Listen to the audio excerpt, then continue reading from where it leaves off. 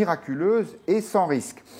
Sauf que les médecins qui pratiquent, notamment l'homéopathie, ne l'entendaient pas de cette oreille et donc ils ont demandé à leurs instances disciplinaires, en l'occurrence les conseils départementaux de l'ordre des médecins, d'engager des procédures contre les médecins qui avaient signé cette chronique en estimant que leurs propos étaient diffamatoire. Et puis, la ministre de la Santé, Agnès Buzyn, est entrée dans la ronde. Hier, elle était sur RMC et on lui a demandé ce qu'elle pensait, tout simplement, de l'homéopathie. Et voici sa réponse. Les Français y sont attachés. C'est probablement un effet placebo. Si ça peut éviter d'utiliser des médicaments toxiques quelque part, je pense que nous y gagnons collectivement. Voilà, Donc, ça ne fait pas de mal. On continue à rembourser l'homéopathie. Nous verrons parce que ce sont... Ah, nous verrons. Non, mais nous verrons parce que les choses évoluent. Il y a en permanence une évaluation des médecines qu'on appelle complémentaires. Si ça continue à être bénéfique sans être nocif, ça continuera d'être remboursé. Alors, il n'y a pas forcément uniquement des grands spécialistes de ce sujet autour de cette table, je le dis tout de suite, mais ça n'empêche pas d'avoir un point de vue. C'est tout le sel de cette émission. Guillaume Bernard, l'homéopathie, c'est l'effet placebo ou ça Écoutez, moi, ce que j'en sais, naturellement, c'est celui d'un cobaye, beaucoup plus que celui d'un spécialiste de la question. Ce que j'ai cru comprendre, c'est que les médecines homéopathiques ne sont pas simplement curatives, elles peuvent être aussi préventives, et que donc, par conséquent, ça a été dit par le ministre, si j'ai bien compris, d'une certaine manière, ça peut éviter un certain nombre de dépenses supplémentaires.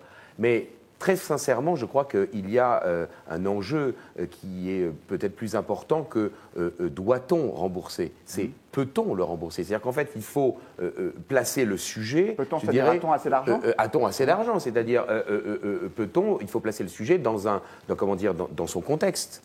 Très sincèrement, à une époque où on n'a pas d'argent pour les soins palliatifs, où l'euthanasie arrive à grands pas, et j'ai cru comprendre que notre ministre de la Santé n'y était pas totalement hostile, à une époque où certains veulent même tuer Vincent Lambert, qui n'est absolument pas, en fin de vie, mais qui n'est qu'handicapé. Voilà, c'est une personne profondément handicapée, qui est hospitalisée depuis plus de 15 ans, je crois maintenant. Voilà. Et dont les médecins à l'hôpital de Reims arrêter l'alimentation et l'hydratation. Donc, je veux dire, à une époque où il y a des pressions financières pour mettre en place l'euthanasie et pour tuer Vincent Lambert, très sincèrement, rembourser rembourser l'homéopathie ne me paraît pas absolument une priorité. Je pense qu'il y a peut-être plus d'argent à mettre dans les soins palliatifs pour éviter l'euthanasie que pour rembourser l'homéopathie. Même si ce n'est probablement pas les mêmes montants. On a posé la question à nos internautes. Selon vous, faut-il rembourser les médicaments homéopathiques ? C'est assez partagé, mais il y a quand même une majorité, 59% qui dit non, et 41% disent oui. One Shot qui est assez d'accord avec Guillaume Bernard, en tout cas sur le premier constat, la question n'est pas faut-il, mais peut-on rembourser l'homéopathie ? Tandis que Kiffé nous dit c'est un scandale économique et intellectuel de rembourser ces médicaments. Éric de Coutier, avez-vous un point de vue sur cette question ? J'ai écouté le docteur Bernard qui a mélangé plein de choses, plein de choses. On va dire qu'il a métapolitisé le sujet. Au meurtre de... Non, plus sérieusement, parce que là, c'est une confusion. Je ne sais pas si vos internautes ont tout compris. On a bien compris votre discours. Plus sérieusement, ce que je trouve amusant, dans ce que dit la ministre, c'est justement, elle dit... Je n'avais pas entendu cet argument. On dit ces médicaments ne servent à rien. Mais si on ne les rembourse pas, les patients iront voir des médecins qui leur donneront des vrais médicaments qui coûteront plus cher. Et donc, finalement, on fait une économie, peut-être que je n'ai pas bien compris, mais on fait une économie en remboursant des médamedicaments qui ne servent à rien. Qui ne servent à rien, sauf que l'effet placebo, c'est que ça sert quand même, mais pas à cause uniquement psychologiquement, on va dire.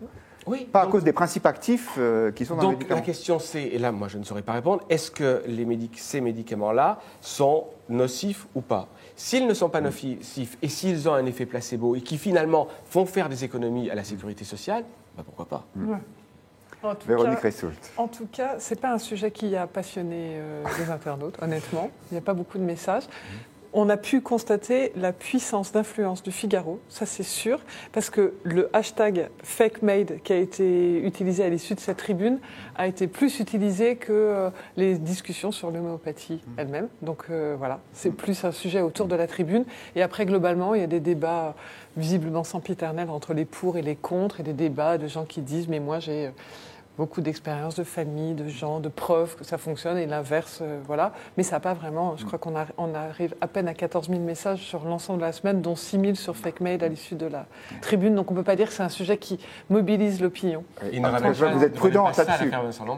Il ne ramène pas, alors peut-être qu'après votre intervention, ça va s'enflammer, mais là tout de suite, ils n'ont pas fait un lien tout à fait direct. Ils n'ont pas raison sur la question des coûts et qu'à choisir, il vaut mieux utiliser l'argent public pour les soins palliatifs plutôt que sur l'homéopathie. C'est pas grave d'avoir relancé. Je pense qu'on aurait pu imaginer que les gens partent sur ce sujet-là. Non, pas du tout. Honnêtement, c'est plus un débat homéopathie, pas homéopathie. Il n'y a pas eu tant de débat que ça sur les montants que ça représentait. Je vous donne quelques points de vue d'internautes. Le droitiste nous dit pourquoi rembourser un médicament bidon alors que les somnifères sont remboursés à 15% par la sécurité sociale. Donc j'imagine qu'il a plutôt des doutes, le droitiste, sur l'efficacité de l'homéopathie. Voilà, et puis l'homéopathie, nous dit François, je n'y crois pas trop, mais je n'empêche personne d'y croire, même si je préfère les méthodes qui ont fait leurs preuves. Voilà. Et, de l'homéopathie.